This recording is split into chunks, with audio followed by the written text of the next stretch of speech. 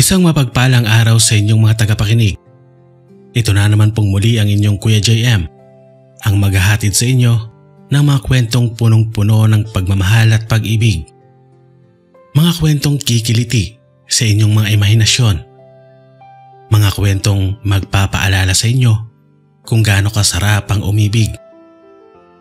Samahan niyo po akong tunghayan ang tampok na kwento natin ngayong araw. Ang unang handog ng Secret Service series na pinamagatang Lady Guard.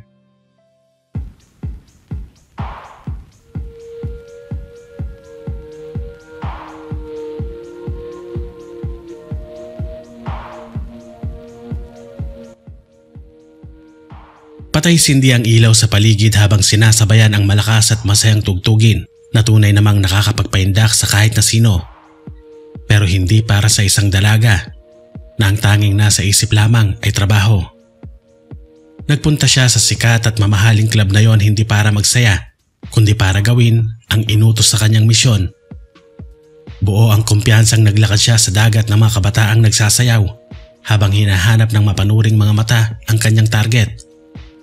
Lalaking may katamtamang taas, morenong balat, undercut hairstyle, nakasuot ng gray suit at may pilat sa kaliwang pisngi ang kanyang hinahanap. Ito ang may-ari ng club na umaaktong parang normal na customer at malayang makakilos para makapagbenta ng ilegal na droga sa mga kabataan. Hindi naman siya nahirapan sa paghahanap dahil ang mismong target ang kusang lumapit sa kanya. Matalas itong nakatingin sa kanya na animoy hinuhubaran siya. Ngunit sanay na siya sa ganoong mga bagay, kaya naman normal lamang siya na naglakad habang ngumingiti na para bang isang teenager. "Hello, gorgeous. Bago ka ba dito? Ngayon lang kita nakita eh." Anito. Tumango naman siya. "Yup, and luckily, mukhang hindi naman ako nabigo dito sa club na napili ko." Ngumisi ang lalaki. "Welcome to Hellgate Club. Isa ako sa mga regular customer dito." Anitong lumapit pa sa kanya. "If you don't mind joining me, I can show you one of the VIP rooms." Nakangiting alok nito. Lihim siyang napangiti. Pagkakataon na ang lumalapit sa kanya, kaya naman hindi na siya magpapatumpik-tumpik pa. Tumango siya at masayang humawak sa kamay ng lalaki. Umakyat sila ng hagdan at pumasok sa isang silid na may kulay gintong pintuan. "Maaari ko bang malaman ang pangalan ng magandang dilag na kasama ko ngayon?" Tanong ng kanyang target habang iginigiya siya nito sa isang magara at mamahaling sofa. "Vivian. Just call me Vivian." Tugon naman niya. Walang karapatan ng lalaking kagaya ng nasa harapan niya na malaman ang tunay niyang pagkatao. Ito rin ang palagi niyang ginagawa sa tuwing tinatanong ng kanyang mga target ang kanyang pangalan. Kung ano ang unang sumagi sa isip niya, ay iyon ang kanyang sasabihin. Dadalawa lang sila ng lalaki sa malaki at magandang VIP room na iyon. Malaya niyang may sasakatubaran ng kanyang plano. "Well, Vivian, I'm Walter Santos, and to tell you honestly, I'm the owner of this club. Maswerte ka dahil hindi ko basta-basta ito pinapaalam sa iba." Anang lalaki na ngayon ay nagsasali na ng alak sa 2 baso. "Sa mga taong gusto ko lang." Dugtong pa nito. Pumalakpak siya at bahagyang tumawa. "Sa palagay ko, ikaw ang maswerte, Mr. Santos." Nakangiting napatitig sa kanyang lalaki na hindi na-gets ang kanyang sinabi. "And why is that?" Tanong nito. Ngumiti siya ng pagkatamis-tamis bago nagsalita. "Dahil ako lang naman ang huling makikita mo bago ka bawian ng buhay." Kasabay noon ay mabilis niyang inilabas ang isang 45 caliber na baril na may silencer mula sa ilalim ng suot niyang yellow dress. Agad niyang itinutok iyon kay Walter habang hawak nito ang 2 baso ng alak. Nabigla ang lalaki ngunit sandali lamang iyon pagkway napangisi ito. "Pasensya ka na, Little Kitty, pero ikaw yata ang mamamatay ngayon." Anito, sabay bato sa kanya ng 2 baso na may lamang alak. Tinamaan ang kanyang kamay na may hawak na baril kung kaya't nabitawan niya iyon. Kasabay ng pagbagsak sa sahig ng 2 baso ay ang pagbukas ng pinto at pagpasok ng 5 lalaki. Malalaki ang mga katawan ng mga ito na halos 2 beses ng laki niya. Pero sa halip na makaramdam siya ng takot ay isang malawak ng ngiti ang kumawala sa kanyang mga labi. Bakit hindi natin alamin kung sino ang paglalamayan ngayong gabi? Puno ng tiwala sa sariling sabi niya. Dahil sa mapanguyam niyang pananalita ay bumugso ang inis ng may-ari ng club. Ano pang tinatanga-tanga niyo? Sugurin niyo at huwag niyong papatayin. Paglalaroan ko pang babaeng yan. Utos nito sa mga tauhan. Naghanda naman siya sa paglaban sa mga ito habang kinakalkula ang mga posibleng mangyari. Unang sumugod ang 2 lalaki. Sabay na lumapit at sumuntok ang mga ito na mabilis naman niyang naiwasan.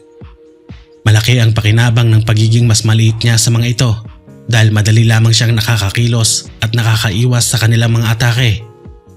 Pero mayroon ding hindi magandang bahagi iyon dahil malaki ang kalamangan ng mga kalalakihan pagdating sa lakas. Abala siya sa pakikipaglaban sa 2 lalaki. Kaya naman hindi niya namalaya ng biglang pagsulpot ng isa pa sa may likuran niya. Malakas siya nitong hinila sa buhok na nagpabuwal sa kanya.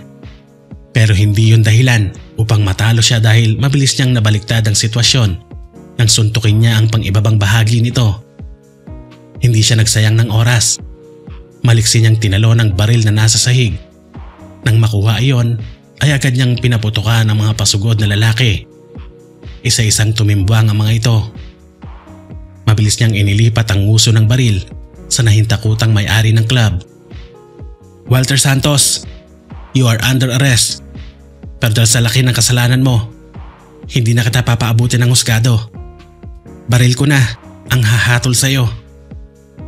Aniya habang naglalakad palapit sa kanyang target. Sandali. Vivian, baka naman pwede natin ito pag-usapan. Pera. Marami akong pera. Magkano man ang ibinahid sa iyo para itumba ako? Dodoblehin ko. Hindi. Triple.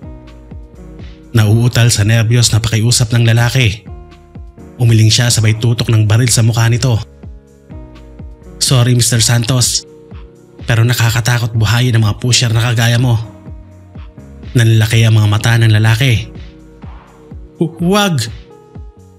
Humalo sa maharot na tugtog mula sa labas ang impit na putok ng baril nang kalapitin niya ang gatilyo. Hinipan pa niya ang dulo nito, sabay paikot sa mga daliri bago niya itinagong muli sa ilalim ng suot niyang yellow dress. Pagkatapos ay lumabas siya ng VIP room na parang walang nangyari. Bahagya pa siyang umiindayog sa saliw ng tugtog nang makababa siya sa dance floor. Dumiretso siya palabas ng club at nagpunta sa parking lot kung saan nandoon ang kanyang sasakyan. Inilabas niya ang susi nito at sumakay sa isang magandang kulay itim na kotse. Mission accomplished. Aniya, saka in-start ang makina ng sasakyan. Siya si Vic Marie Araneta. Sa edad na 24 ay isa na siya sa mga mahuhusay na agent ng Secret Service ng pamahalaan. Mahusay siya sa pakikipaglaban at mahilig sa aksyon, kung kaya't madalas siya sa fieldworks kaysa sa opisina. Ang Secret Service ay ang grupo ng mga dalubhasang mga agents na in charge sa mga mabibigat na mga kaso at gawain na hindi kayang gawin ng mga ordinaryong ahensya ng mga pulis.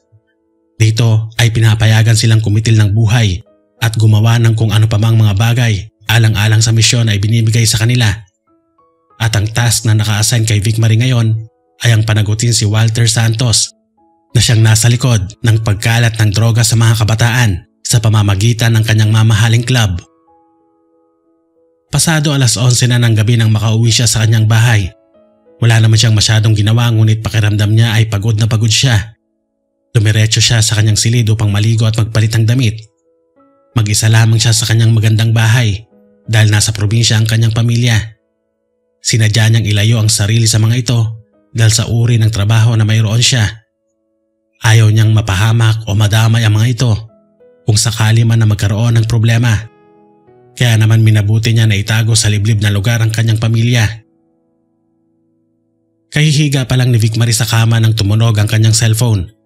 Napasimangot siya dahil sa abala na dulot nito, ngunit kailangan niya pa din iyong sagutin. Yes, Agent V speaking. Aniya nagsagutin ng tawag. another mission for you tomorrow. Don't be late. Tugon naman ang isang boses ng lalaki mula sa kabilang linya. Anong klaseng misyon? Tanong niya. Bago mag-alas 8 ng umaga bukas ay dapat nasa headquarters ka na. Don't be late. Good night, Agent. Sabi ng nasa kabilang linya, sabay patay ng tawag. Napamaang naman siya dahil wala man lang siyang nakuhang matinong sagot kung tungkol saan ang susunod niyang trabaho. Napailing na lamang siya pagkatapos ay humiga ng muli upang matulog. Hindi pa pumuputok ang haring araw ay gising na si Vic Marie. Nakasanayan na niya ang ganitong gawain dahil nag-e-exercise pa siya bilang panimula ng kanyang araw. Tumatakbo siya ng 3 beses sa buong subdivision at pagkatapos ay magsasagawa ng isang session sa kanyang gym. Sa ganitong paraan ay napapanatili niya ang magandang hubog ng kanyang katawan, stamina at malakas na endurance. Pagkatapos ay nagpunta siya sa kusina upang magluto at kumain na din ng mabilis. Sakay ng kanyang motorsiklo ay nakarating siya sa kanilang headquarters ng saktong alas 8. Dumiretso siya sa opisina ng kanilang boss na siyang in charge sa pamimigay ng mga misyon. Nadatnan naman niya ito na nagkakape habang may binabasa at printing nakaupo sa kanyang desk. Good morning, boss. Bati niya. Maupo ka, Agent V. Anito. Sinunod niya ang sinabi nito at naupo sa silya na nasa harapan lamang ng mesa nito. May inabot itong folder sa kanya na bagamat nagtataka ay tinanggap din niya. Jason Gaudiano, nag-iisang anak ni Senator Jacob Gaudiano. Unfortunately, nasa comatose stage ngayon sa isang private hospital ang senador. Kailangan mong bantayan ang binatang yan at tiyakin na ligtas habang inaalam mo ang dahilan kung bakit gusto silang ubusin ng triad. Anang boss niya. Binuksan ni Vic Marie ang folder at pinasa ang mga nilalaman nito. Kilala ang senador dahil sa matapang nitong pagtuligsa sa mga korap na opisyal ng gobyerno. Kinilala din ang senador sa kabutihan nito dahil sa patuloy na pagtulong sa mga mahihirap at pagtatayo ng ahensya upang suportahan ang mga maliliit na mga negosyo ng mga ito. Namimigay din ito ng scholarship sa mga kabataan, tulong pinansyal at libreng pabahay. Sa kanyang konklusyon ay maraming mga opisyal ang nababahala sa dami ng mga taga-suporta ng senador at natatakot sila sa posibilidad na pagtakbo nito bilang presidente sa darating na eleksyon kung kaya't gusto nila itong ipapatay. Ang triad ay isang sindikatong may sangay sa iba't ibang panig ng Asya. Sangkot ang mga ito sa lahat ng uri ng ilegal na negosyo at maduduming mga gawain. Madalas ay dumidikit at gumagamit sila ng mga tao na nasa politika upang makuha ang kanilang mga gusto. Naglalabas din sila ng pera para sa mga nagigipit na kumpanya at pagkatapos ay maniningil sa triple nitong halaga. At kapag hindi nakapagbayad ay kamatayan ang kanilang inihahatol. Magiging bodyguard ako ng isang spoiled rich boy? Aniya sa isang mapang-uyam na tono. Yes, at hindi ka maaaring tumanggi, Agent V. Kasama sa sinumpaan mong tungkulin ang pagsunod at pagtanggap sa kahit anumang misyon. At kasama ito sa mga misyong iyon. Paalala ng kanyang boss. Tumikas ang anyo ni Vic Marie. Siyempre, alam niya yon. Wala silang karapatang tumanggi dahil iyon ang kanilang tungkulin. Maaari lamang silang maalis sa misyon kung ipalilipat sila ng gawain o kung sila ay nasa bingit na ng kamatayan. Napahinga siya ng malalim sabay tango at tayo. Kailan ako magsisimula, sir? Ngayon na din mismo. Ihahatid ka ni agency sa mansyon ng mga Gaudiano. Tugon nito. Wala na siyang ibang pagpipilian pa kundi ang sumunod. Bagsak ang mga balikat na lumabas siya ng opisina at diretsong nagtungo sa parking lot kung saan naghihintay ang kaibigan niya na isa ding agent. Malayo pa lamang siya ay kinakawayan na siya ng isang magandang dalaga na may mahaba at tuwid na buhok. Kumusta, Vicky? Teka, bakit ganyan ang itsura mo? Ayaw mo ba ng misyon mo? Sunod-sunod na tanong nito. Charlene, ano bang naka-assign na gawain sa'yo? Pwede pa tayong magpalit? Aniya. Binuksan ng dalaga ang pintuan ng kotse sa passenger seat, sabay ikot papunta sa driver seat. Sumakay silang dalawa sa kulay silver na kotse at agad na pinatakbo ito. Ako ang naatasan na magbantay sa perimeter ng mansyon. Ako ang bodyguard ninyo. tugon ni Charlene sa kanina niyang katanungan. Palit tayo. Aniya. Pasensya na Vicky, pero hindi pwede. Natatawa namang balik nito sa kanya. Bakit hindi mo subukang makiusap kina AJ at Belle kung papayag sila? Napasimangot naman si Vic Marie, sabay tingin sa bintana na nasa tabi niya. Hindi din papayag ang dalawang yon. So wala ka palang ibang choice. Good luck na lang sa pagiging ladyguard mo. Nangaasar pang sabi ni Charlene. Wala siyang ibang pagpipilian dahil planado na lahat ng boss nila ang mga posibleng mangyari. Pinili talaga nito na ilagay sa field kasama niya ang kanyang mga kaibigan dahil alam nito na kung iba ang kasama niya ay maaari siyang makipagpalit sa mga ito nang walang kahirap-hirap. Malayo ang biyahe pero dahil mabilis magmaneho si Charlene ay nakarating kaagad sila sa mansyon ng mga Gaudiano. Pagkababa niya ng sasakyan ay mabilis pa sa kidlat na humarurot paalis ang kanyang kaibigan. Dahilan kung bakit naiwan siya ng mag-isa doon. Malaki at malawak ang mansyon na sa mga palabas lamang sa telebisyon niya nakikita noon. Para siyang nasa harapan ng White House dahil purong puti ang kulay ng bahay mula sa itaas hanggang sa sahig. Ipinilig niya ang kanyang ulo at huminga ng malalim bago siya nagsimulang maglakad palapit sa pintuan ng mansyon. Hindi pa man siya nakakalapit ng tuluyan sa may pintuan ay bumukas na ito. Lumabas mula dito ang isang babaeng mas matanda lang sa kanya ng 5 o 6 na taon. Ang masungit nilang direktor, si Renza Rosales. Isa sa mga pioneer ng Secret Service si Direktor Rosales. Ito ang in charge sa pakikipag-usap o negosasyon sa lahat ng mga misyon. Ito din ang nakakasama nila sa mga delikadong sitwasyon. Wala siyang maipipinta sa babae kung efficiency at dedikasyon sa trabaho ang pag-uusapan. May pagkamasungit nga lang talaga ito. Kung kaya naman karamihan ng agents ay ilag sa babae. Ang tagal mo. Kanina ka pa hinihintay ni Mr. Gaudiano. Anang direktor. Napahinga siya ng malalim. Traffic? Aniya. Maniniwala sana ako sa'yo kung hindi ko alam na si agency ang driver mo. Mataray na saad nito. Hindi na siya sumagot pa. Bagkus ay sumunod na lamang siya papasok sa loob ng mansyon. Wala din naman siyang may papalusot pa dahil kilala si Charlene sa mabilis at magaling nitong pagmamaneho. Alam ni Mr. Gaudiano na isa kang agent, kaya wala ka nang dapat ipag-alala pa. Narito ka upang tiyakin ang kaligtasan niya habang hindi pa bumubuti ang lagay ng kanyang ama. Paliwanag ng direktor. Naintindihan ko. Tugon niya. Nagpunta sila sa living room kung saan nandoon ang anak ng senador. Nang buksan ni Direktor Rosales ang pintuan ay isang matangkad na lalaki. May matipunong pangangatawan, maamong muka, maputi at makinis na balat ang sumalubong sa kanila. Naglalaro sa 25 hanggang 28 marahil ang edad nito. Baka sa postura at tindig nito ang karangyaan dahil sa mga mamahaling gamit na nakasuot dito mula ulo hanggang paa. Mr. Gaudiano, this is Agent V. Ang isa sa mga mahuhusay naming mga agents. She will be your bodyguard from now on. Nandito siya upang tiyakin ang kaligtasan mo. Pakilala sa kanya ng direktor. Isang babae? Wika ng binata habang tinatapunan siya ng mapanuring tingin. Bahagyang nagsalubong ang kilay ni Direktor Rosales. Halos lahat ng mahuhusay naming mga agents ay babae, Mr. Gaudiano. May mga nagagawa kaming mga babae na hindi kayang gawin ng mga kalalakihan sa field. If I were you, hindi ko siya mamalitin. Mataray na paliwanag ng direktor. Iwanasiwas naman ng binata ang kanyang kamay sa ere. Whatever. So, maaari ka nang umalis. Ako na ang bahalang kumausap sa ladyguard na ito. May mga bagay kaming dapat pag-usapan. Tumawag na lang kayo kapag may problema. Wika ng direktor. Hindi na tumugon pa ang binata.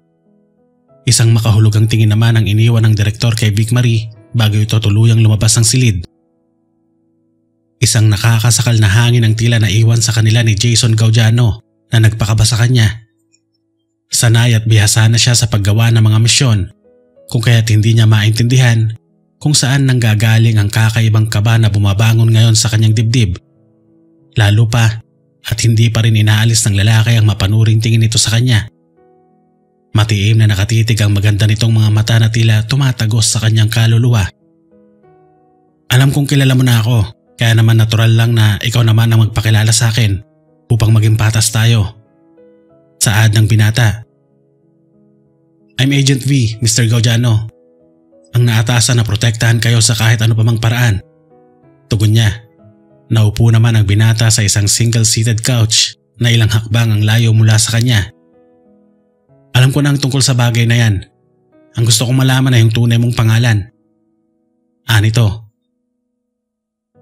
Pasensya na kayo pero hindi ko maaaring sabihin ang tunay kong pangalan, Mr. Gaudiano. Tugon niya. Napatawa naman ang binata. Bakit? Dahil ba isa ako sa mga misyon mo? Anyway, wala din naman akong pakialam sa katauhan mo. Sundan mo ang daan sa gawing kaliwa at makikita mo yung silid. Simula din ngayon, ang mga kasuotan lang na makikita mo sa iyong cabinet ang maaari mong suotin. Pasalamat ka nga dahil makakapagsuot ka ng mamahaling mga damit. Tila nang uuyam na sabi nito na hindi na lamang niya pinatulan. Salamat Mr. Gaudiano. Aniya, tango lamang ang nakuha niyang sagot mula sa lalaki na nagpakulo ng kanyang dugo. Bago pa siya tuluyang mawala ng pasensya ay lumabas na siya ng silid at nagpunta sa kwartong sinabi nito. Mas malaki kaysa sa kanyang silid ang tutuluyan niya ngayon. Puno din ito ng mga mamahaling mga bagay na lalong mas nagpainis sa kanya. Ang pinakaayaw niya ay ang mga taong mapagmataas at nangmamata ng mga taong mas mababa sa kanila. Mas napasimangot siya nang buksan niya ang cabinet at makita ang laman nito. Puro mga ladies suit, coat at mga formal na mga damit ang nakalagay doon. Mayroon ding nakahandang mga sapatos at mga alahas na tiyak na doble pa sa sahod niya ang halaga. Napailing na lamang siya at walang choice na kumuha ng isang pares ng suit. Nagpunta siya sa banyo upang maglinis at magbihis. Pagkatapos ay tinignan niya ang sarili sa salamin ay lumabas na siya ng silid. Eksakto naman na nakita siya ng kanyang bagong boss na naglalakad na sa tingin niya ay patungo sa kanyang silid. Mr. Gaudiano, bati niya. Pinagmasdan siya ni Jason mula ulo hanggang paa at pagkatapos ay bahagyang ngumiti. Magaling. Mukha ka na talagang high class na lady guard. Tamang-tama din dahil may pupuntahan tayo ngayon. Marunong ka bang magmaneho? Tumango naman siya. Marunong ako magmaneho. Saan ba tayo pupunta, sir? Ngunit hindi tumugon ang binata. Bagkus ay nagsimula na itong maglakad. Sumunod naman si Vic Marie dito hanggang sa makarating sila sa likod ng mansyon kung saan naroroon ang parking lot. Halos manlaki naman ang kanyang mga mata nang makita ang iba't ibang klase ng mga mamahaling sasakyan na nakaparada dito. Pili ka na kung alin sa mga yan ang gagamitin natin ngayon. Anang lalaki, dahil sa ayaw niya nang makarinig ng kahit na anong matatalas at mayabang na salita mula sa spoiled rich boy. Ang pinakamalapit na sasakyan na lamang ang nilapitan niya. How disappointing. Wala ka bang alam o interes sa mga sasakyan? Mapang-uyam na tanong ni Jason. Hindi na lamang siya sumagot, bagkus ay kinuha niya ang susi ng sasakyan sa glass cabinet na nakakabit sa pader. Hindi niya pinansin ang mayabang na binata. Pinagbuksan na lamang niya ito ng pintuan sa backseat bago siya umikot patungo sa driver's seat. Hindi na niya hinintay pa na makasakay ang binata dahil nauna na siyang sumakay. Sumunod naman kaagad sa kanya ang lalaki at padabog pang isinarado ang pinto. In-start naman niya kaagad ang sasakyan at nagmaneho palabas ng mansyon. Saan tayo pupunta, sir? Tanong niya. Akala ko pa naman malaki ang interes ng mga agents sa iba't ibang mga sasakyan. Mukhang nagkamali yata ako. Malayong tugon ng binata. 1968 Mercedes-Benz W114, first introduced in North America, designed by Paul Brock. Uulitin ko ang tanong ko, sir.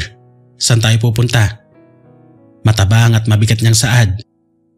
Napatawa naman sabay palakpak ang binata. Mahusay. Okay, doon tayo sa Hellgate Club. Bigla siyang nagpreno dahilan para mabuwal mula sa kanyang pagkakaupo ang mayabang na lalaki na nasa backseat. Hindi ito nakasuot ang seatbelt kaya naman muntik na itong tumama sa upuan na nasa harapan. Ano bang problema mo? Angel ni Jason. Una sa lahat, sir, hindi ako basta driver lang na ipagmamaneho ka saan mo man gustuhin pumunta. Pangalawa, nandito ako upang tiyakin ang kaligtasan mo. Pangatlo, Hindi ako utusan. Matapang na sabi ni Vic Marie. Ano bang mali sa sinabi ko? Pwede ba gawin mo na lang ang inuutos ko? Inis na wika ng binata.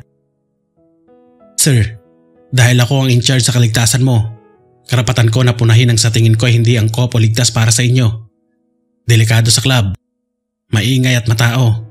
Hindi natin masasala ang mga taong papasok na maaaring magtangka sa buhay mo. Kaya naman kahit tumawag ka pa sa superior ko, wala akong pakialam. Hindi kita susundin. Mahaba niyang litanya. Ang lakas naman ng loob mo para ganituhin ako. Hoy Lady Guard, ipinapaalala ko lang sa'yo na binabayaran ka ng pamilya ko para sundin ang utos ko.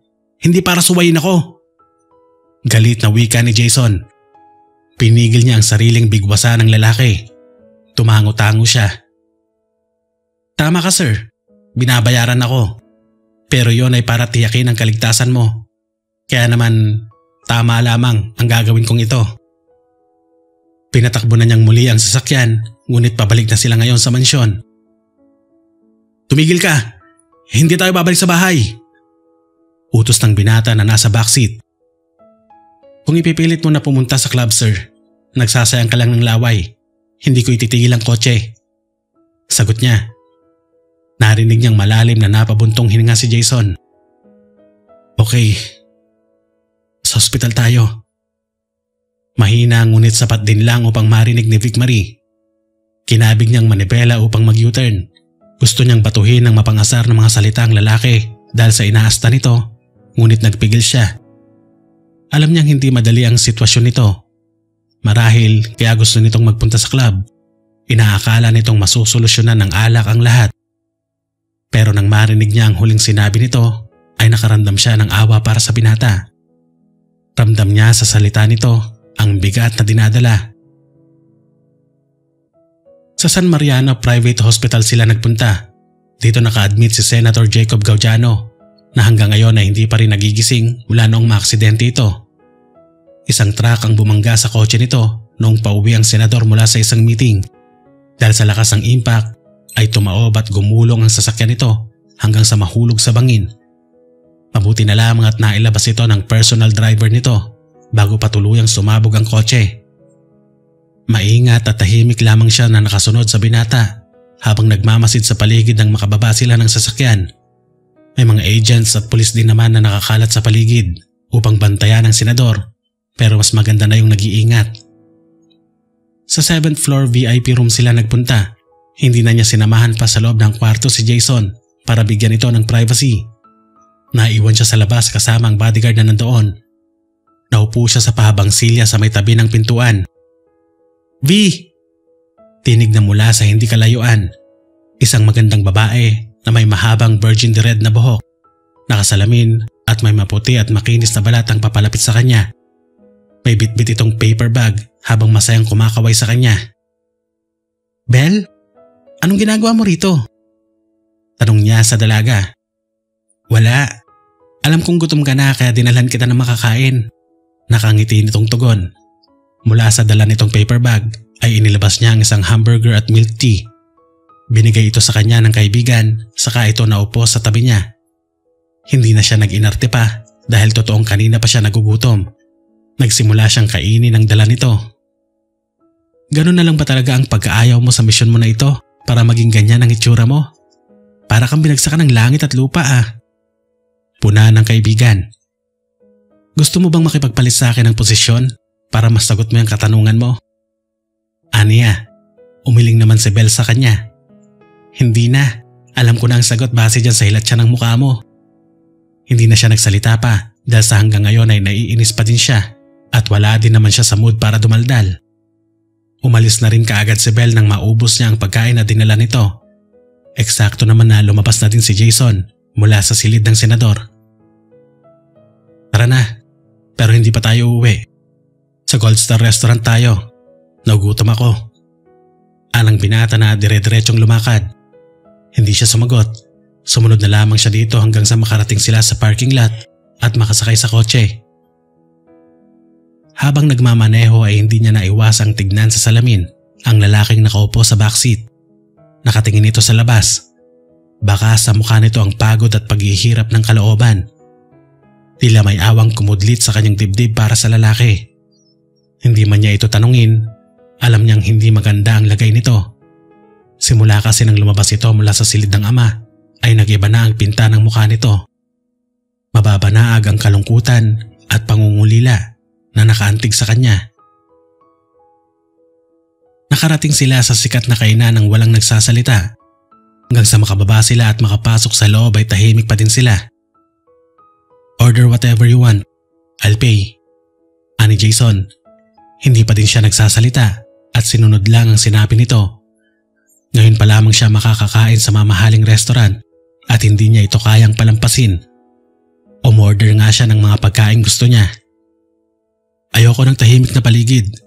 Kaya naman magsalita ka, kahit na ano." Wika ng lalaki. Napahinga siya ng malalim. Kanina lang ay medyo naaawa siya dito, pero ngayon ay nagsisimula na naman siyang mabwisit sa kaartehan nito. Gayunpaman ay sinunod niya ito. "Mayroon ka bang mga pinagsususpetsahan na maaaring gumawa nito sa inyo?" Panimulang tanong niya. "Marami ang mga naiinggit kay Dad sa politika. Maraming kalabang korap na mga opisyal. Maaaring isa sa kanila o maaari ding lahat sila ay sangkot dito. Kaya lang, hindi naman pwedeng basta-basta na lang ako magbintang." Tugon naman nito. May punto si Jason sa sinabi nito. Maraming ang kalabang opisyal si Senator Gaudiano, especially yung mga tinutuligsa nitong mga opisyal na pinaghihinalaang kasabwat ng Triad Syndicate. Maaring ito rin ang dahilan kung bakit gustong ipatumba ang senador. Ngunit kagaya ng sabi ni Jason, mahirap magbintang, lalo pa't wala silang hawak na matibay na ebidensya. "Ikaw sir, may nagtangka na pa sa buhay mo?" Tanong pa niya. "Mga lame prank pa lang naman, katulad ng pagsira nila sa gamit kong kotse sa tuwing lumalabas ako. Minsan, bigla na lang may hahablot ng bag ko at itatakbo yon. At madalas, may mga sasakyang bigla na lamang mag-overtake para bumangga o banggain ang sasakyan ko." Sagot ng binata. "Posibleng binabalaan ka nila na ikaw na ang susunod sa ama mo kapag may ginawa kang aksyon tungkol dito. Pero huwag kang mag-alala dahil ginagawa na ng Secret Service ang lahat upang maayos na ito." Aniya. Hindi na nakapagsalita pang binata dahil bumukas na ang pintuan at pumasok na ang mga waitress dala ang mga pagkain na in-order nila. Nakaramdam siya ng hiya nang matapos ng ihain ng mga ito ang mga pagkain sa lamesa dahil mas marami ang order niya kaysa sa lalaki. Ngayon lang niya napansin iyon dahil masyado siyang naaliw sa pag-order kanina. Malakas palang kumain ng mga agent. Natatawang komento ng binata. Namula ang kanyang pisngi sa sinabi nito. "Hindi biro ang ginagawa naming trabaho sir, kaya kailangan namin kumain ng maayos." Pagdadahilan niya. "I know. And can you stop calling me sir? Jason na lang. Feeling ko tuloy ang tanda ko na para tawagin ganon." Anito. Tumango si Vic Marie. "I understand. Jason." Napangiti ang binata. "Much better." Tahimik silang kumain. Hindi niya maiwasang mapangiti habang nilalasap ang mga pagkain na ngayon lamang niya natikman. Kahit pa kasi may ipon siya, ay hindi niya naisip na magsaya o gumastos para sa pangsarili niyang kagustuhan. Ipinapadala niya ang sahod niya sa pamilya niya upang mabigyan sila ng maayos at magaang buhay. Pagkatapos sa restaurant ay ang lalaki na mismo ang nagyayang bumalik sa mansyon. Sa isip niya, napagod marahil. Ang mga anak mayaman pa naman, konting kilos lamang ay umaaray at nagrereklamo na. Nagpalit muna siya ng damit bago i-check ang buong kabahayan.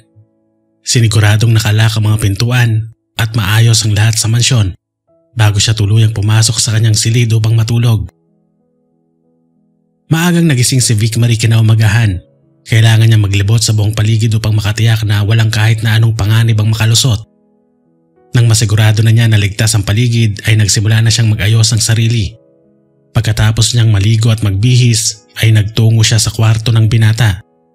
Kumatok muna siya ng ilang beses bago siya pumasok sa loob upang buksan ang mga bintana nito.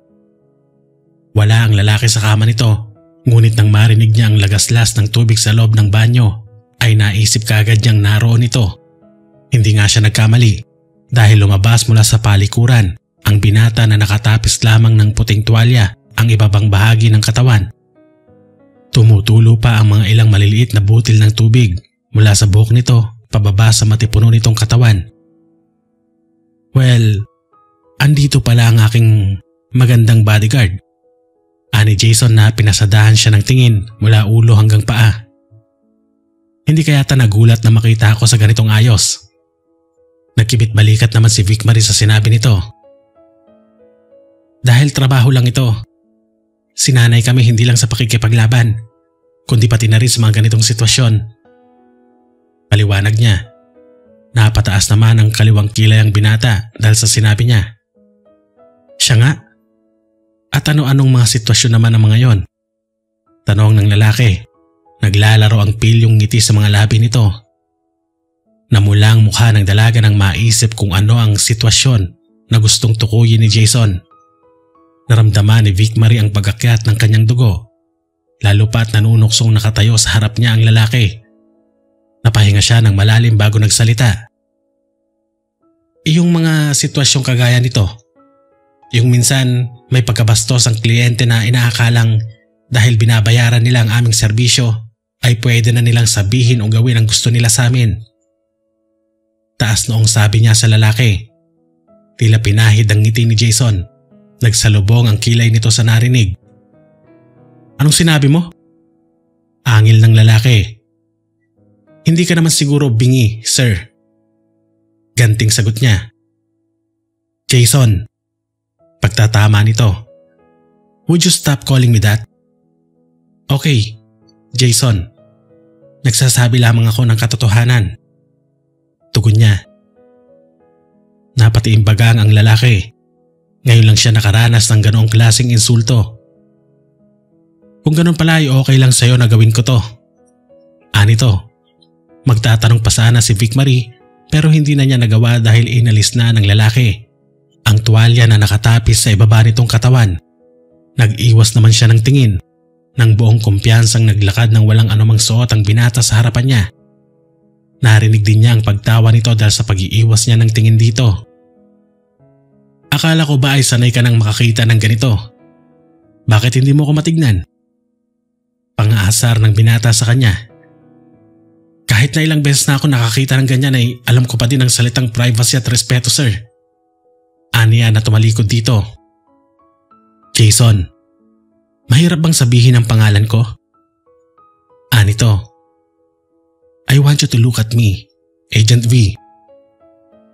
Jason, hindi ganitong trabaho ang pinasok ko. Hindi na ito sakop ng aking misyon. Mahinang tugon niya. Napalunok ang dalaga nang maramdaman ang paglapit sa kanya ni Jason. Look at me. Bulong ng binata sa kanyang tenga na nagpatindig ng kanyang mga balahibo. Bigla niyang nailayo ang sarili dito. Biglang tumawa ng malakas ang lalaki sa nakitang reaksyon ni Vic Marie. Dahil doon ay mabilis pa sa kidlat ang paglingon ng dalaga dito. Nakasuot na ng maayos na damit ang mapang-asar na binata. Akala mo ba talaga ay hahayaan kong pagpiestahan ng mga mata mo ang katawan ko? Nakakalokong sabi ni Jason. Tila kumulo ang kanyang dugo sa kahihiyan. Nilapitan niya ito at binigyan ng isang malakas na suntok sa sikmura. Dahilan ng pagkakabuwal ng lalaki. Mabilis siyang lumabas ng silid nito at nagtungo sa labas ng mansyon. Buo na ang desisyon ni Vic Marie. Magpapalipat na siya sa ibang misyon. Hindi na niya kayang pakisamahan pa ang arogante at mayabang na si Jason Gaudiano. Kahit nasa Syria pa siya ipadala ay gagawin niya, makalayo lamang sa binata. Kinuha niya ang cellphone mula sa kanyang bulsa at tinawagan si Direktor Rosales. Ilipat niyo na ako sa ibang gawain. Kahit ano, wag lamang dito. Aniya nang may sumagot sa kabilang linya. Alam mong hindi pwedeng mangyari yan, Agent B. Hanggang hindi natin nalalaman kung sino ang gustong magpapatay sa senador. Tugon ni Direktor Rosales. Napapikit si Vic Marie at napahinga ng malalim. May lead na ba tayo? May mga iniimbestigahan na kami. Pero dahil wala tayong hawak na ebidensya, mahirap. Kung may makita ka diyang makakatulong sa kaso, Ipaalam mo kagad sa akin. Anang sa kabilang linya, sabay patay ng tawag. Napamaang naman siya dahil sa narinig mula sa direktor. Kumuyom sa galit ang kanyang kamao, dahilan para bahagyang mag-crack ang kanyang cellphone. Huminga muna siya ng malalim bago muling itinago ang cellular phone sa kanyang bulsa. Pagkatapos ay kinalma niya ang sarili at muling pumasok sa mansyon. Kung gusto niyang makaalis sa poder ng mayabang na si Jason Gaudiano, kailangan niyang tumulong sa paglutas sa kaso. Nakasalubong niya ang mayabang na lalaking kinaiinisan na kasalukuyang bumababa ng hagdan. Nasaan ang opisina ng senator dito sa mansyon? May kailangan lang akong i-check. Baka may mahanap tayong lead na makakapagturo kung sino ang gustong pumatay sa kanya. Aniya. Nasa second floor, sa may east wing. Pero pwede bang mamaya na lang? Kumain muna tayo. Wika ng binata. Kaya ko namang mag-isa. Magpunta ka na sa kusina at kumain. Ako nang bahala. Aniya. Hindi na niya hinintay na makapagsalta pa si Jason dahil naglakad na siya at nilampasan ito paakyat ng hagdanan. Gagawin niya ang sinabi ng direktor at bibilisan ang paghahanap sa kung sino man ang gustong magpapatay sa senador. Nagpunta siya sa east wing ng mansyon at hinanap ang opisina ni Mr. Gaudiano. Hindi niya maiwasang humanga na makapasok na siya sa silid. Maayos at maaliwalas ang kwarto na may ilang mga bookshelves na puno ng mga libro, computer set, couches, minibar area at ang desk ng senador na nasa pinakagitna malapit sa malaking glass wall. Nagsimula siya sa paghahanap sa mga shelves. Inisa-isa niya ang mga libro na sa tingin niya ay ginalaw o binasa ng senador bago ito naaksidente. Sunod na pinuntahan niya ay ang desk nito. Binuksan niya ang mga maliliit na mga drawer sa ilalim ng lamesa nito at sinuri ang mga laman noon. Pati ang mga folder na nasa ibabaw lamang ng desk ay binasa niya. Nagbabaka sakali na may mahanap siya na kahit na anong makakatulong sa misyon. May nahanap ka na? Anang boses ng binata na kakapasok pa lamang sa silid. Wala. Malinis ang lahat na para bang napaghandaan na ito ng salarin. Kahit ang mga papeles na nandito ay walang bahid ng korupsyon o anomalya. Aniya. May nagpunta ba dito na kamag-anak nyo o opisyales na sinabing kaibigan sila ni Senator Gaudiano? Tanong niya rito. Nagkibit balikat si Jason. Parang wala naman. At kung meron man, sa tingin mo ba, papapasukin ko na lang siya basta-basta dito sa loob ng bahay? Anito, tinignan niya ang lalaki. Seryoso ako, Mr. Gaudiano. Ayaw mo bang masolve ang kasong ito? O baka naman, ikaw mismo ang nasa likod ng lahat ng to? Tahasan niyang pagbibintang. Marami-rami na rin ang mga kasong kanyang nahawakan at ilan sa mga ito ay mismong miyembro ng pamilya ang mastermind. Hindi ito imposible, lalo na kung umira lang inggit, galit at kasakiman sa isang pamilya. Pinakatitigan niya ang mukha ni Jason at binasa ang anumang reaksyon na makikita niya dito. Bumalatay naman sa mukha ng lalaki ang iba't ibang klaseng emosyon. May nakita siyang galit, pagkabigla, sakit at lungkot. How dare you? Pinagbibintangan mo ba ako? Sa tingin mo ba ay magagawa ko yun sa sarili kong ama? Ganong klase ba ng tawang nakikita mo sa akin? Naniningkit ang mga matang angil ng binata. Hindi nagsalta si Vic Marie. Pinagmasdan niya lang si Jason. Napabuntong hininga ang lalaki. For your information, matagal ko nang sinasabi kay Dad na itigil na ang politika. Kahit ang namayapa kong ina ay hindi nagkulang sa paalala sa kanya. Pero yun talaga ang gusto niya. So anong magagawa ko? Mahabang litanya ng binata. Hindi nagsalita ang dalaga. Nanatili lang siyang nakatingin dito. Sa isang bahagi ng kanyang puso, alam niyang nagsasabi ang lalaki ng totoo. Napatawa si Jason. Wala kang mahanap na ebidensya, kaya naman sa akin mo nililihis ang lahat. Hindi ko magagawa ang bagay na iniisip mo sa sarili kong ama, okay? Anito na tinalikuran siya. Nainis yata niya ang binata, kaya naman padabog itong lumabas sa opisina ng ama. Naiwan naman siya doon habang malalim na nag-iisip. Nahagip ng mga mata niya ang isang world map na nakakabit sa blackboard. Nilapitan niya iyon at sinuri. Hindi sinasadyang mapadiin ang hawak niya doon, dahilan para umikot ang board. Bahagya itong humilis. Dulot ng kuryosidad ay tinulak niya ang rotating blackboard, dahilan upang iyon ay umikot at tumambad sa kanya ang kabilang bahagi o likurang bahagi nito. Doon ay nakita niya ang 5 larawan ng mga lalaking nakadikit doon na ipinagdudugtong ng mga araw na sa tingin niya ay ang senador ang gumuhit. Kinuha niya ang cellphone mula sa kanyang bulsa at tinawagan ang kaibigan na makakatulong sa kaso. Nakita ko na. May lead na tayo. Magpunta ka dito ngayon. Bungad niya na may sumagot mula sa kabilang linya. On my way. I'll be there in a few minutes. Tugon naman ang kausap niya. Isang malawak na ngiti ang kumawala sa kanyang mga labi nang ibaba niya ang tawag. Sa wakas ay matatapos na din ang paghihirap niya. Makakaalis na siya sa mansyon ng mga Gaudiano at hindi na niya makikita pa si Jason kahit kailan. Makalipas ang ilang minuto ay dumating na ang kanyang mga kaibigan na kasama din sa misyon na ito. 6 na magagandang mga dalaga ang isa-isang pumasok sa loob ng opisina ng senador. Kasunod naman ng mga ito ang anak ng biktima na kinainisan niya. Naupo ang mga ito sa couches habang hinihila naman niya ang board papunta sa gitna at harapan nilang lahat. Kagaya ng nakikita ninyo, may lead na tayo ladies. Aniya. Base sa nakalap kong impormasyon ay mga politikong 5 yan. Ang una at pangatlo ay kapwa mga senador na sina Diego Magpantay at Andres Camilla. Ang pangalawa ay si Miguel Torres, presidente ng isang party list. Si Josea Manalo naman ang pang-apat na isang congressman. At ang huli ay ang gobernador na si Ricardo Macalintal. Paliwanag ng pinakabata sa grupo na si Chelsea. Mga larawan pa lang ang hawak natin ngayon, V. Wala pa tayong sapat na ebidensya para mahuli sila. Annabel. Isa pa ay puro mga bigatin ng mga taong yan. Tsaka ko na mahihirapan tayong mapasok ang mga yan. Dagdag naman ni Charlene. Tumango siya. Alam ko. So iisa-isahin natin sila. Kapag hindi nadaan sa maayos na usapan, pahirapan nyo. Nakangising sabi niya. Napatawa naman ang isang dalaga na hanggang balikat lamang ang buhok. Delikado, pero sang-ayon ako dyan.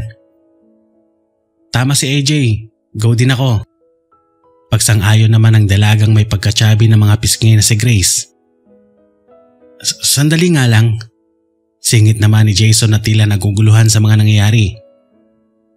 Sino ba kayo? Lahat ba kayo mga agents din? Tumayo ang isang babae na medyo tigasin ng galaw. Tama ka, Mr. Gaudiano. I'm Agent N. Nice to meet you, sir. Salamat sa panginis kay V. Saludo ko sa'yo. Hindi na nakapagsalita pa ang binata na gulong-gulo na sa mga nangyayari sa paligid niya. Nanahimik na lamang siya at tahimik na nakinig sa pinag-uusapan ng 7 mga dalaga.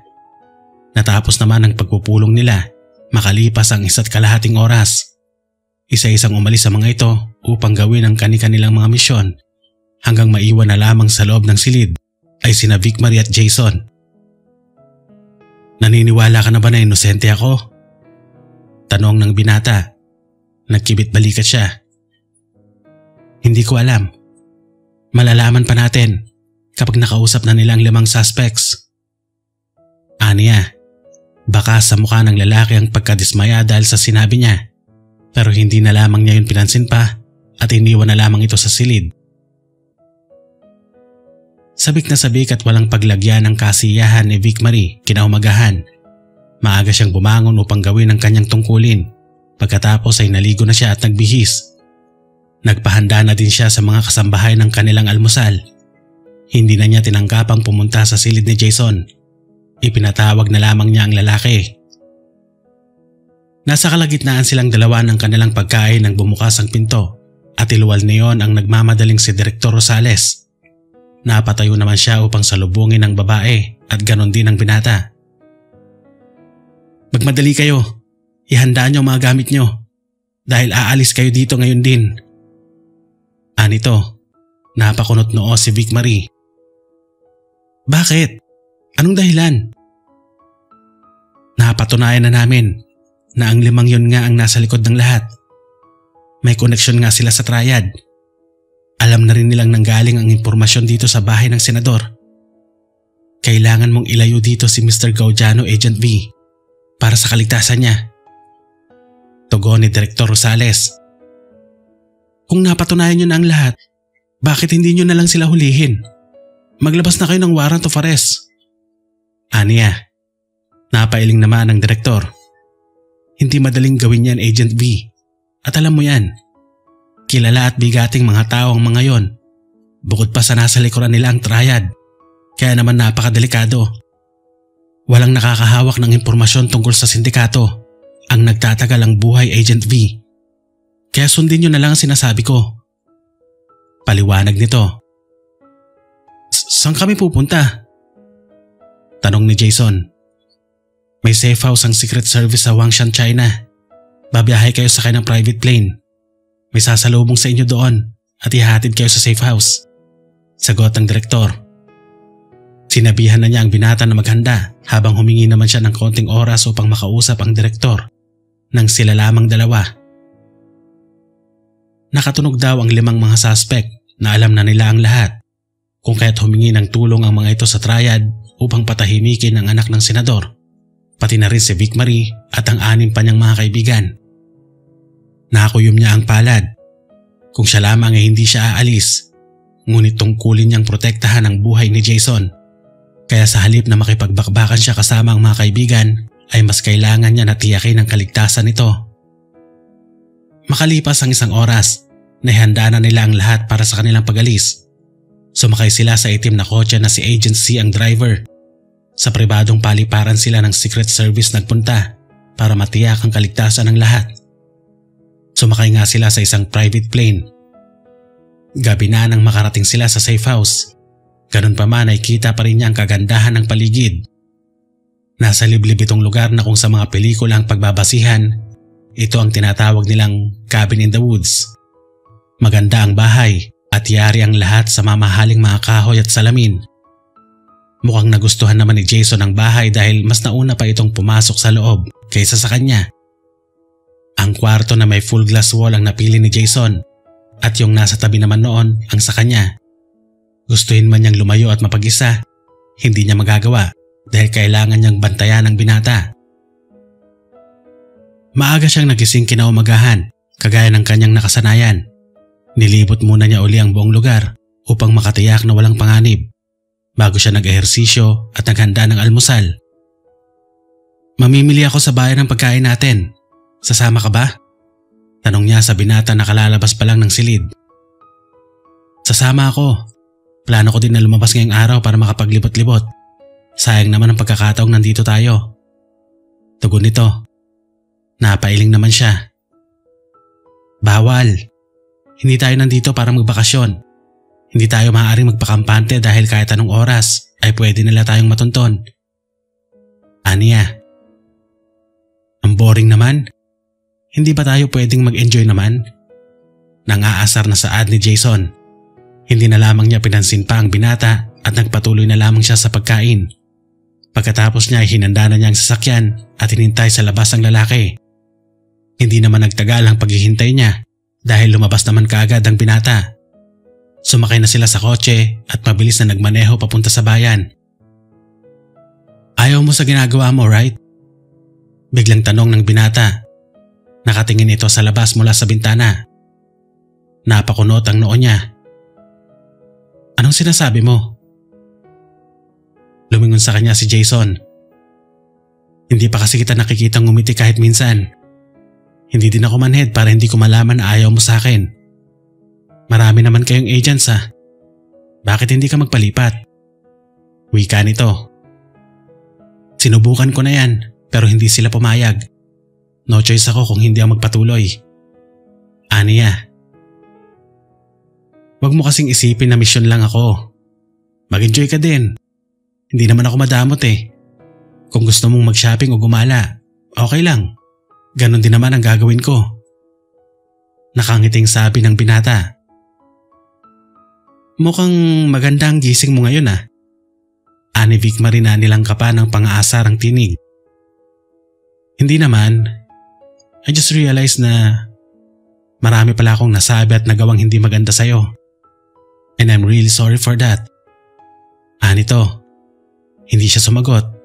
Nanatiling nakatingin ang mga mata niya sa daan. Tama ang sinasabi ni Jason. Hindi niya nakikita bilang tao ang mga target niya at lahat ng mga iyon ay misyon lang para sa kanya. Isang gawain na dapat tapusin. Nothing more, nothing less. Siguro ay yun ang dahilan kung bakit mabigat ang pakiramdam niya araw-araw. Mahal niya ang trabaho niya at talagang gustong-gusto niya ang ginagawa niya, pero hindi siya makaramdam ng saya. Pakiramdam niya ay may kulang sa buhay niya na kung ano. Nakarating sila sa pamilihan ng tahimik. Ipinarada niya ng maayos ang sasakyan at lumabas. Nakasunod naman sa kanya si Jason. Anong mas gusto mo? Manok o baboy? Tanong niya. Nagkibit balikat naman ang binata. Hindi ba pwedeng pareho? Anito. Isda o baka? Tanong ulit niya. Pareho din. Tugon naman ang lalaki. Anong gulay ang gusto mo? Kahit ano, hindi naman ako maarte pagdating sa pagkain eh. Napahinga na lamang siya ng malalim at pilit na kinalma ang sarili. Vicky, relax ka lang. Huwag mong papatulan. Pulong niya sa sarili. Nang makuha niya ang mga pinamili niya mula sa tindero, ay nagulat siya nang bigla na lamang siyang hinawakan sa braso ni Jason at hinila papunta sa kung saan. Ano ba? Pitiwan mo nga ako! Singhal niya dito, pero wala siyang natanggap na kahit na anong sagot mula sa binata. Bagkus ay nagpatuloy lamang sila sa pagtakbo. Lumingon naman siya sa kanilang likuran upang tignan kung may mali ba o humahabol sa kanila, pero wala naman siyang nakitang kakaiba. Hanggang sa tuluyan na siyang naubusan ng pasensya. Buong lakas siyang tumigil at kumawala sa pagkakahawak ng binata. Ano ba? Sigaw niya. Hindi siya pinansin ng binata dahil nakatingin lamang ito sa kung saan na lalong nagpainis sa kanya. Magpapakawala na sana siya ng isang malakas na suntok nang mabilis na nahawakan ng lalaki ang balikat niya at inikot siya paharap sa direksyon na tinitignan nito. Nanlaki naman ang mga mata niya nang makita ang nasa kanilang harapan. Ang Hong Kong Ancient Village. Napakaganda ng pagtama ng pang-umagang sikat ng araw sa lawang naroon na bumagay sa lumang tema ng Ancient Village. Para kang ibinabalik nito sa ilang daang taong nakaraan. Hindi siya makapaniwala na makikita niya ito ng personal. Ang ganda, hindi ba? Kaya huwag ka nang magalit. Nandito na din naman na tayo eh. Enjoy na din natin. Isa pa ay hindi naman tayo pababayaan ng mga kasamahan mong agents, hindi ba? Anang binata. Hindi na siya nakapagsalita pa. Ang totoo, may mga pagkakataong gusto din naman niyang magsaya paminsan-minsan, pero pinipigilan siya ng isip nang palaging laman ay trabaho. Ngunit ang makita niya ang magandang tanawin na nasa kanyang harapan ngayon, ay unti-unti ding naglaho ang agam-agam na iyon. Balita ko ay maraming masasarap na kainan dito. Mga authentic Chinese food. Gusto mong itry? Tanong ng binata. Nilingon niya ang lalaki. Natigilan siya nang makita ang mukha nitong nakangiting nakatunghay sa kanya. Ngayon lamang niya napagbasda ng malapitan ng binata. Mapuputi ang pantay-pantay nitong mga ngipin. Matangos ang ilong at makinis ang mukha. Pero ang pinakamagandang asset ng lalaki ay ang almond shape na mga mata nito na animoy nangungusap. Kulang ang salitang gwapo para i-describe ang kaanyuan nito.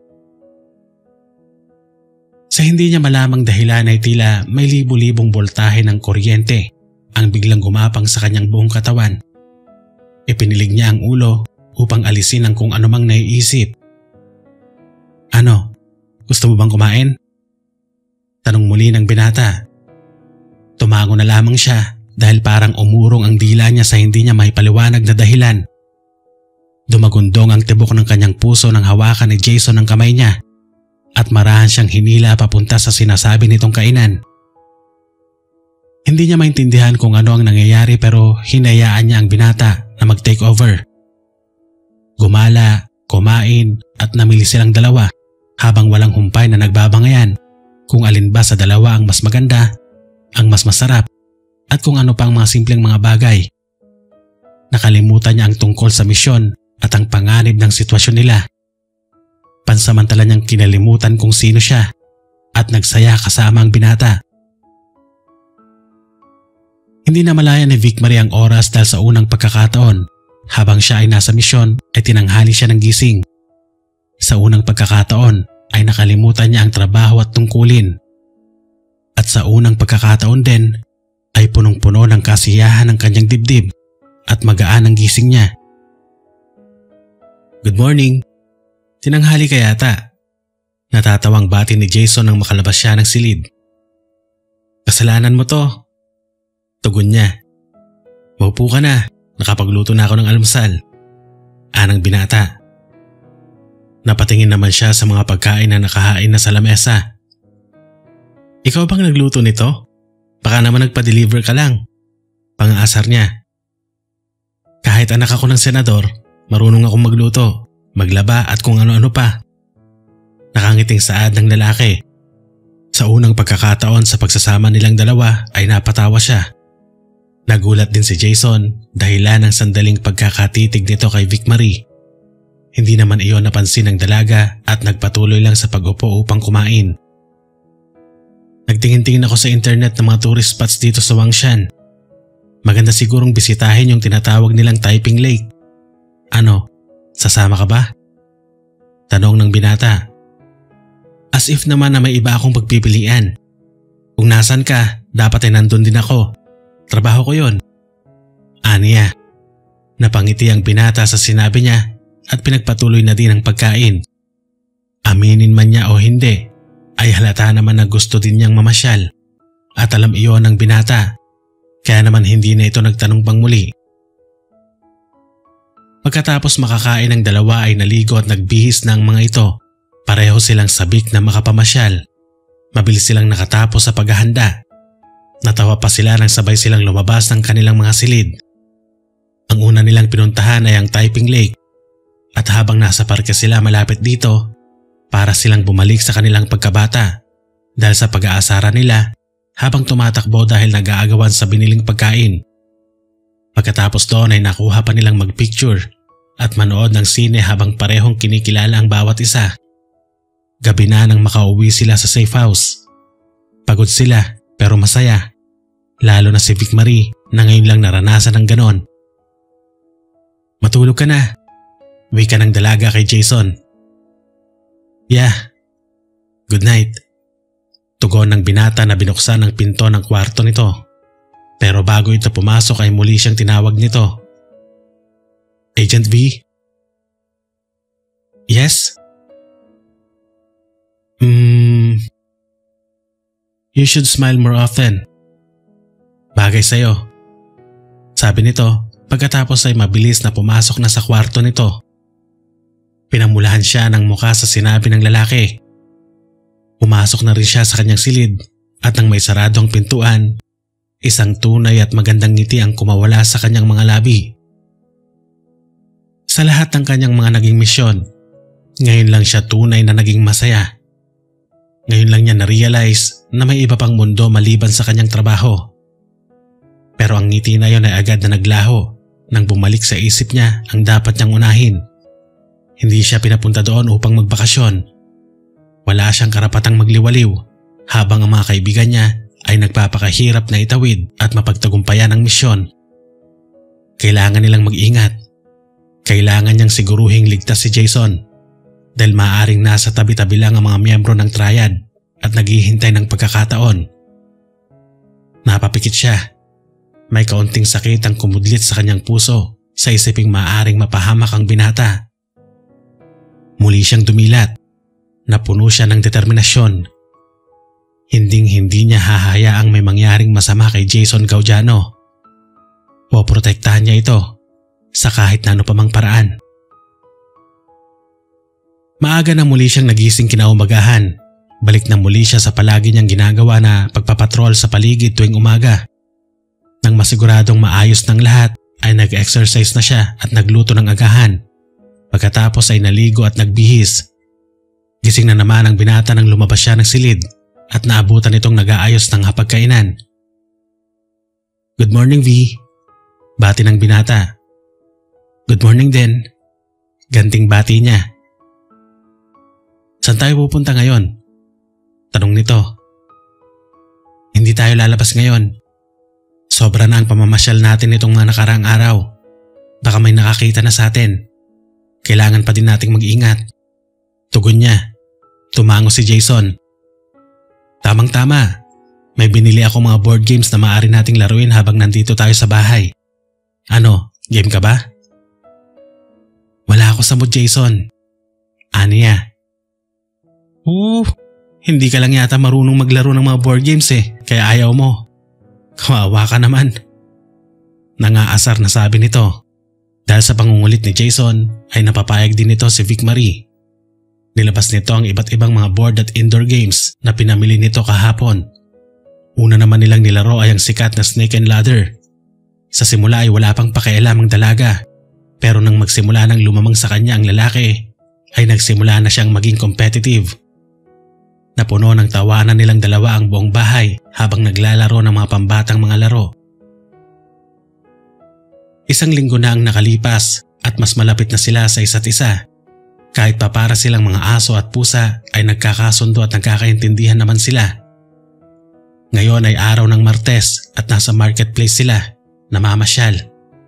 Ngayon lamang uli sila lumabas dahil hindi sila tumigil sa paglalaro ng mga board at indoor games hanggang hindi nila nalalaro lahat ng binili ni Jason.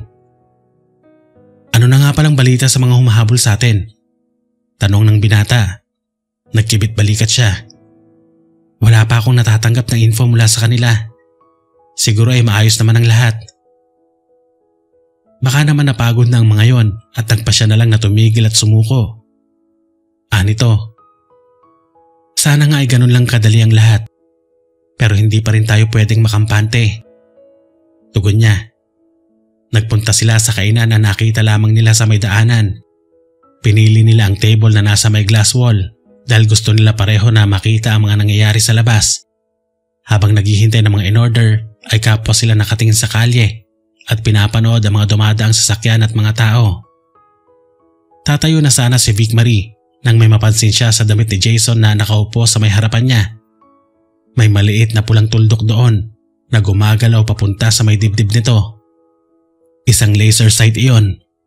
Nanlaki ang mga mata niya nang maintindihan niya ang nangyayari at nang huminto sa tapat ng puso ng binata ang pulang tuldok ay mabilis siyang tumayo at hinila payuko si Jason.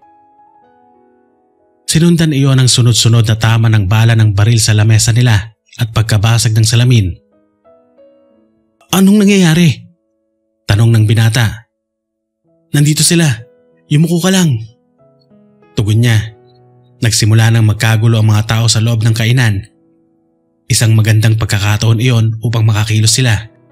Hinawakan niya ang kamay ni Jason at hinila ito palabas ng kainan. Tumakbo sila kasabay ng ibang mga tao at lumiko sa isang eskinita, papunta sa lugar kung saan nila iniwan ang kanilang sasakyan. "Anong nangyayari? Bakit hindi ka binalaan ng mga kasama mo?" Tanong ng lalaki. "Hindi ko rin alam, Jason." Sagot niya. Nakarating sila sa kotse nila nang walang problema. Kaagad silang sumakay doon at mabilis na pinaandar ang sasakyan. Kinuha niya ang cellphone sa kanyang bulsa at tinawagan si Direktor Rosales. Nakailang ring na ang kabilang linya ngunit walang sumasagot. Kaya ibang numero naman ang tinawagan niya. "Ano bang nangyayari dyan?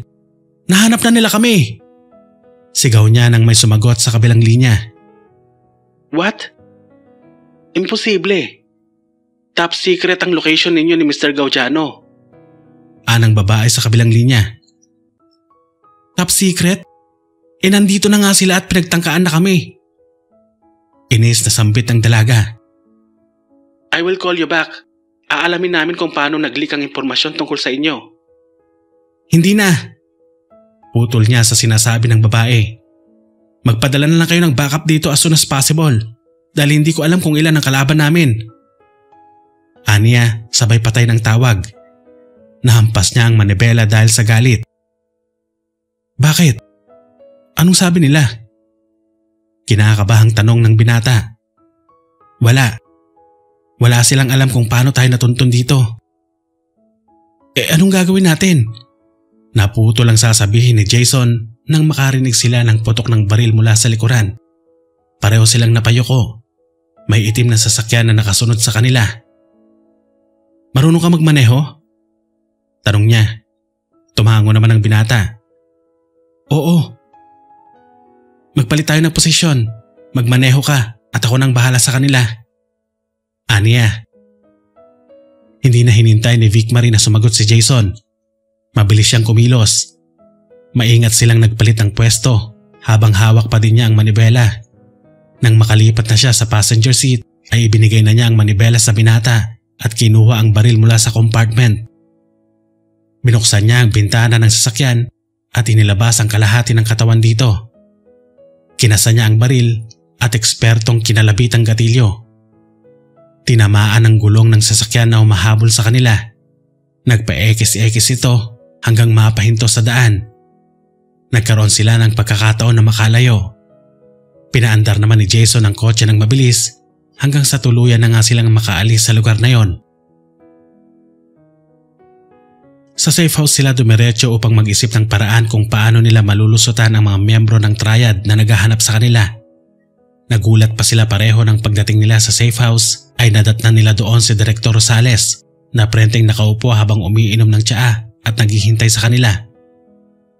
Anong nangyari, Direktor? Tanong niya rito.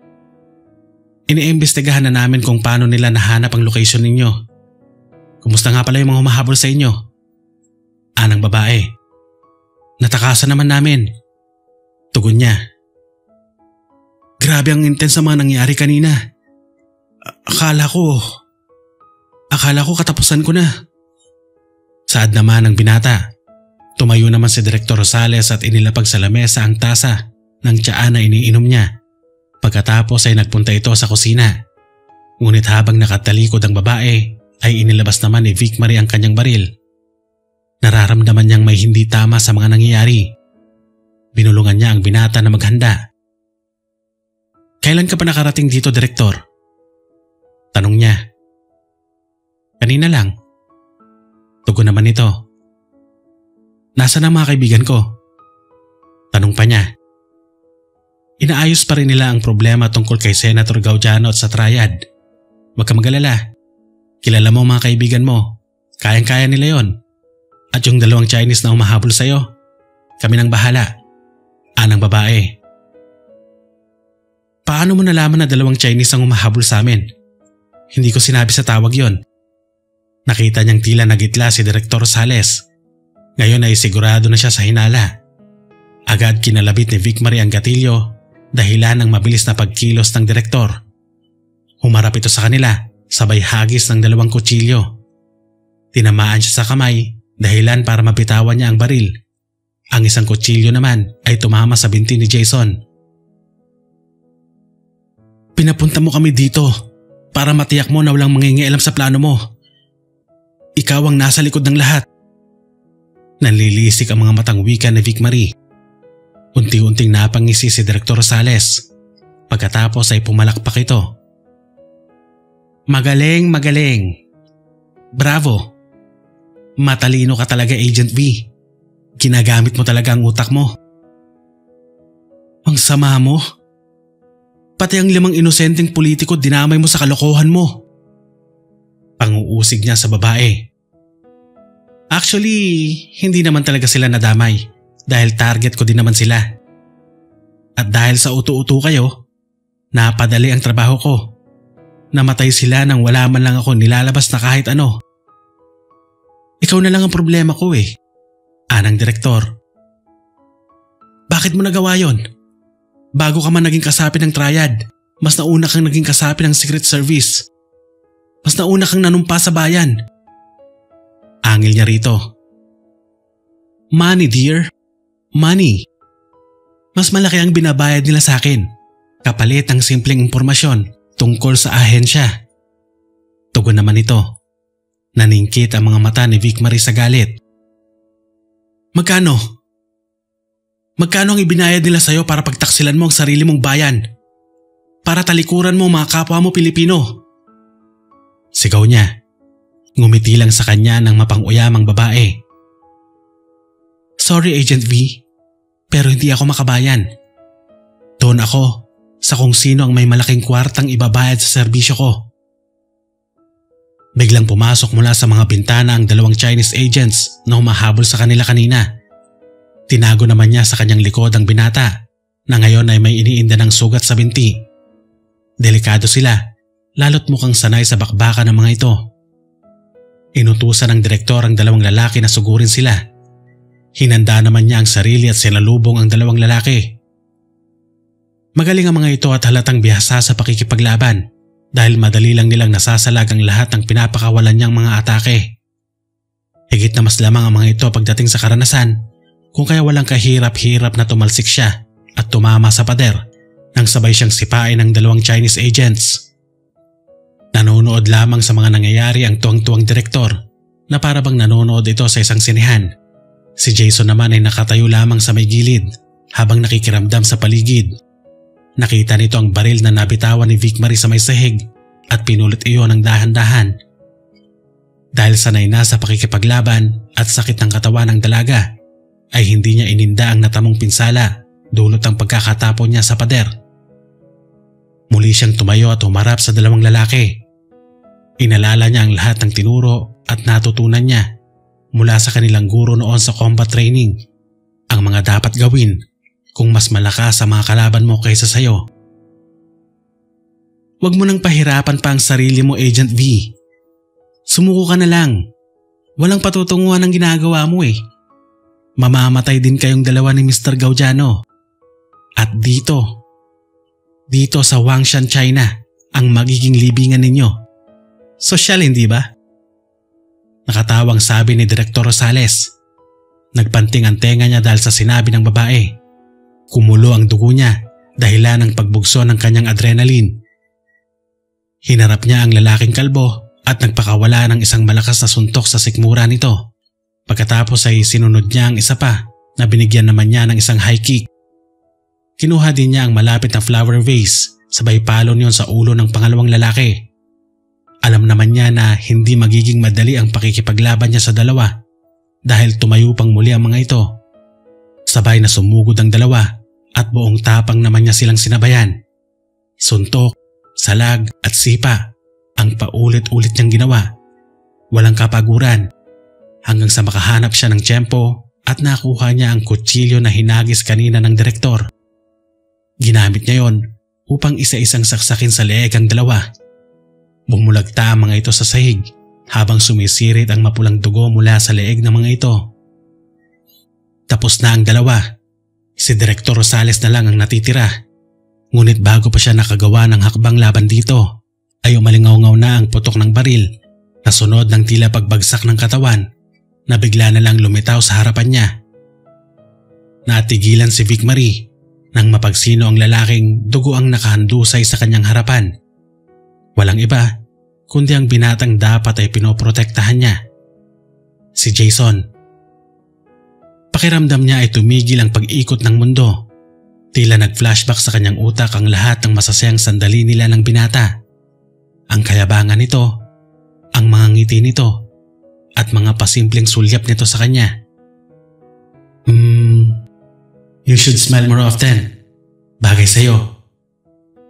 Hindi niya maintindihan ang sakit na gumuhit sa kanyang dibdib. Oh, what a nice boy. Ani Direktor Rosales na tila nakakaloko. Iba rin talagang kamandag mo sa lalaking ito, ano? Magpapakamatay siya para sa'yo. How sweet. Biglang nagumalpas ang galit sa kanyang dibdib.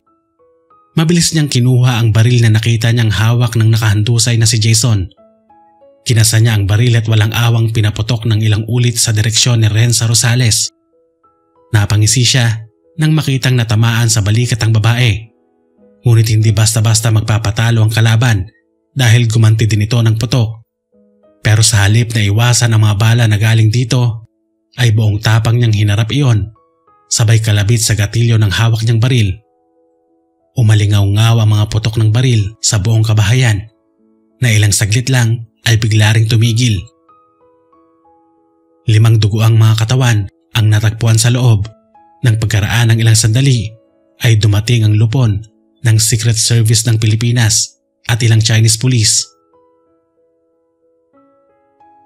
Mataas na ang sikat ng araw nang magising si Vic Marie. Nasa isang silid siya na purong puti habang may nakakabit na aparato sa kanyang pulsuhan. Naguguluhan man ay sinikap niyang makabangon at makaupo. Eksakto naman na bumukas ang pintuan at pumasok ang isang lalaki na nakasuot ng hospital gown habang hila ang IV nito. Naupo ito sa may silya katabi ng kanyang kama habang may malawak ng ngiti sa mga labi. "Gising ka na sa wakas. Kumusta ang pakiramdam mo?" Tanong ni Jason.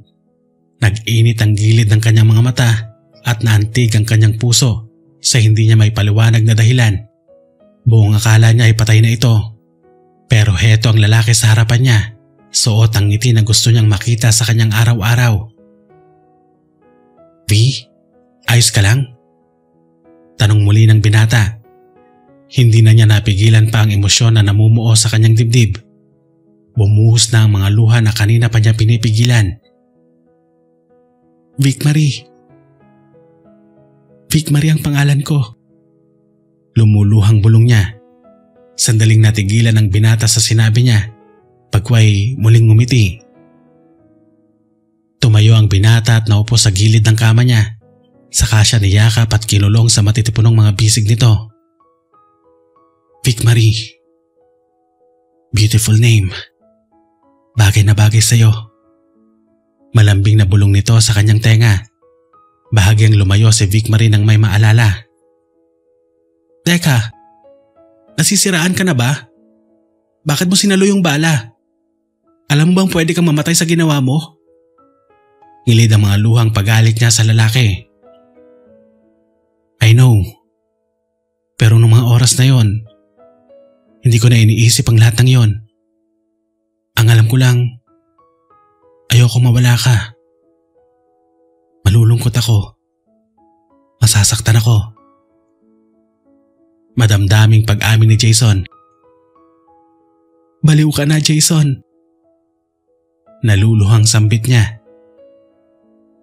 "Yeah, I think so too. I'm getting crazy. Crazy over you." Namumula ang mukhang tugon ng binata. 2 araw pang inilagi ni Vic Marie sa ospital. Si Jason naman ay pinuntahan si Senator Gaudiano dahil sa tawag na nagising na ito sa koma. Sinundo siya ni Charlene sa ospital dahil hindi pa rin siya maaaring makapagmaneho. Dumiretso sila sa bahay niya dahil pinagpahinga muna siya ng kanilang boss ng 3 pang araw. Pagdating nilang 2 doon ay tumambad sa kanya ang isang malaking banner na may litrato niya. Sinalubong siya ng kanyang mga kaibigan. "Welcome home, Vicky." Masayang bati ni Belle. "Mission accomplished ka. Nagising na ang senador at napatay mo din ang anay sa loob ng Secret Service. Congrats!" Saad naman ni AJ. Kompleto ang mga kaibigan niya dito at lahat sila ay maayos at walang kagalos-galos. Bigla niyang naalala ang mga katagang iniwanan ng direktor. Akala niya ay may nangyari ng masama sa kanyang mga kaibigan. "Anong nangyari sa triad?" Tanong niya. Nagkibit balikat naman si Chelsea. "Wala kaming nakuhang info tungkol sa kanila. Dead end na naman tayo dahil napatay mo ang tangi sana nating lead na si Director Rosales." Anito. "Paano ang 5 politiko na nadamay?" Pang-uusisa ulit niya. "Ligtas sila. Kilala mo naman si Chelsea, Vicky. Magaling maghanap ng mga information yan. Bago pa may mangyaring hindi maganda, natunugan na namin na may mali." Tugon naman ni Ayaka na kilala bilang Agent N. "Pero siguradong makakakuha na tayo ng impormasyon ngayon dahil gising na si Senator Gaudiano." Wika ni Grace. Nakahinga siya ng maluwag dahil sa mga narinig. Masaya siya na walang nangyaring masama sa mga kaibigan niya. Sila ang isa sa mga kahinaan niya, kaya naman nagpapasalamat talaga siya. Nagsimula na ang kasiyahan na hinanda ng 6 niyang mga kaibigan para sa kanyang pagbabalik. Ilang sandali pa lamang ang lumilipas nang makarinig sila ng pagtunog ng doorbell. Pinigilan niya si Grace na papunta sana sa pinto. "Bisita ko yan," aniya. Tila nanunuksong ngumiti ang kanyang mga kaibigan na hindi na lamang niya pinansin. Pagbukas niya ng pintuan ay isang matangkad na lalaking may hawak na pumpon ng mga rosas ang bumungad sa kanya. Gwapong-gwapo ito sa suot na fitted black shirt na binagaya ng gray coat, fitted pants at white shoes. "Sorry I'm late, babe," nakangiting sabi ni Jason. Isang matamis at tunay ng ngiti ang kumawala sa kanyang mga labi nang tuluyan ng makalapit ang binata at ibigay sa kanya ang bulaklak. "Thank you," tugon niya. Masuyong yumakap sa kanya si Jason. "Welcome home," bulong nito. Alam ni Vic Marie na hindi pa siya maaaring maging kampante ngayon dahil hindi pa tapos ang problema nila. Wala pa din silang nahahanap na impormasyon tungkol sa triad. Ngunit sa ngayon, hahayaan muna niya ang sarili na kalimutan ng pagiging agent niya. Kahit ilang sandali lamang. Gusto lang muna niyang sulitin ang bawat segundo na kasama niya ang taong nagmulat sa kanya na masaya palang mabuhay kapag nagpapakatotoo ka sa sarili at walang inaalalang kahit na ano. Na masaya palang mabuhay kung may isang taong mag-aalala at magmamahal sa'yo ng totoo. Maraming salamat po sa lahat ng nakinig ng unang tampok na kwento ng Secret Service Series.